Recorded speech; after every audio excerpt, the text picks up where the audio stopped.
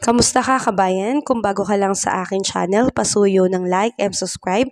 Maraming salamat po. Ngayong araw ng linggo, January 21, 2024, ang Eastern Mindanao ay makakaranas ng maulap na panahon na may kalat-kalat na pag-ulan. Ito po ay dulot ng trough ng low pressure area mula sa labas ng ating bansa.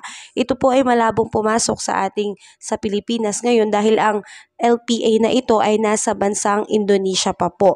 Ngunit ang extension nito o yung hangin ay nakakaapekto po sa Eastern Mindanao kaya magkakaroon po ng maulan na panahon. Asahan din po natin na magpapadala ng maulap na papawirin na merong light to moderate rain ang northeast monsoon o ang hanging amihan sa area ng Hilagang Luzon, samantalang ilang bahagi ng Pilipinas ay patuloy na makakaranas ng maaliwalas na panahon. Dito po sa atin sa Metro Manila at ilang bahagi ng bansa ay patuloy na makakaranas ng generally fair weather pero posible pa rin pong magkaroon ng localized thunderstorm lalo na sa hapon at gabi kaya ugaliing laging magdala ng payong.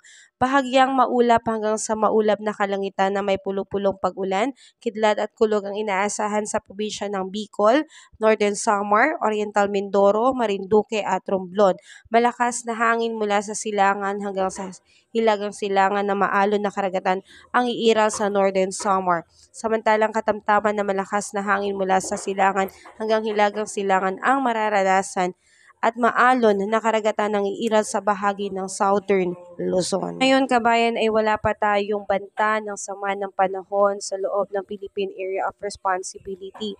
Ang tanging nakakaapekto sa bahaging Mindanao ay ang LPA pero ito po ay nasa labas ng bansa.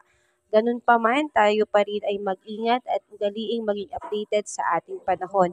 Muli, salamat at ingat ka palagi kabayan.